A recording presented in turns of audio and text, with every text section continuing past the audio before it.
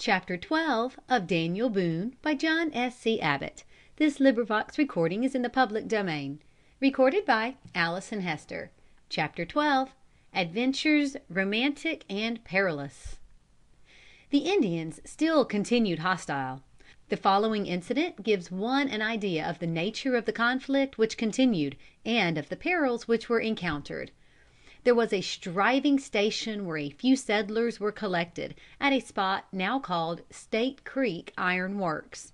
One or two farmhouses were scattered around, but at such a short distance from the fort that their inmates could at once take refuge behind its log walls, in case of alarm.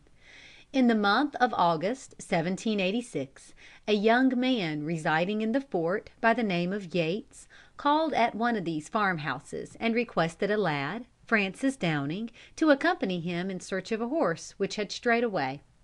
The two friends set out together, and after searching the forest in vain, found themselves, the latter part of the afternoon, in a lonely, uninhabited valley, nearly 7 miles from the fort.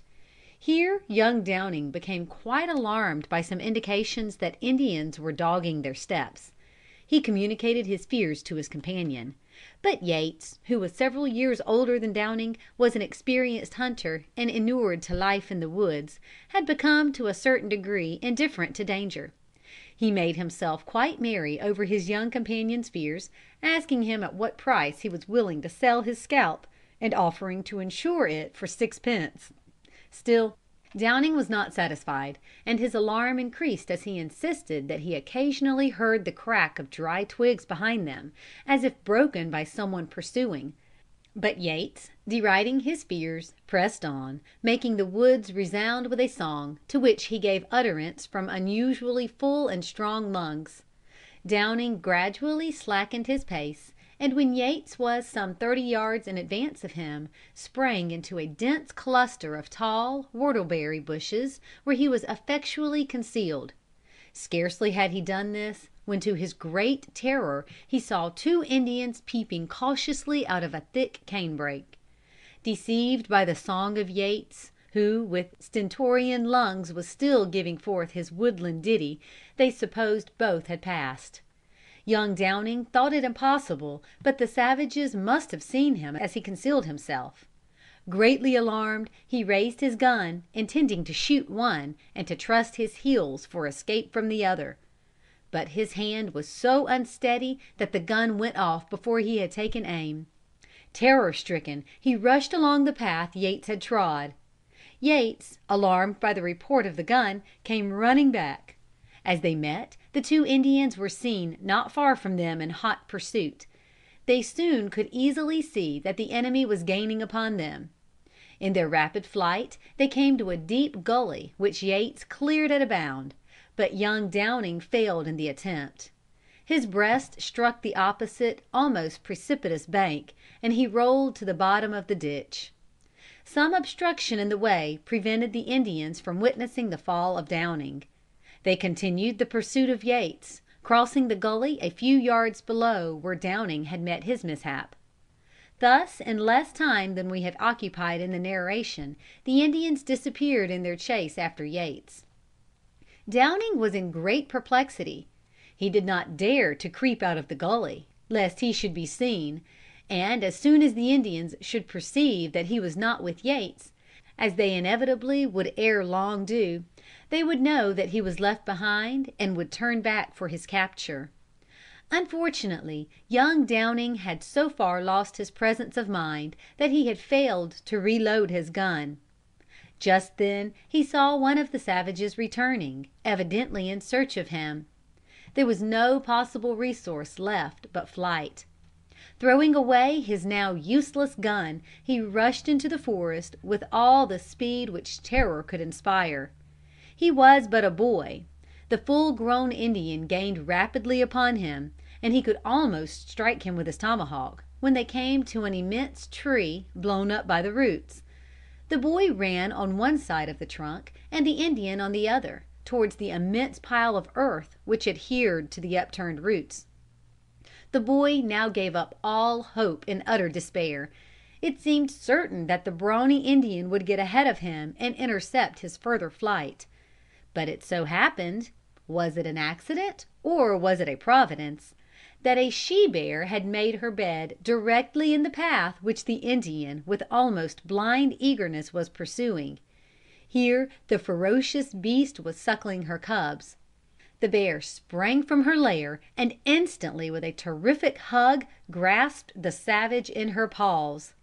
The Indian gave a terrific yell and plunged his knife again and again into the body of the bear. The boy had but one brief glance, as in this bloody embrace they rolled over and over on the ground. The boy, praying that the bear might tear the Indian in pieces, added new speed to his flight and reached the fort in safety. There he found Yates, who had arrived but a few moments before him, and who had outrun the other Indian. The next morning a well armed party returned to the tree. Both the bear and the Indian had disappeared. Probably both had suffered very severely in the conflict, and both had escaped with their lives.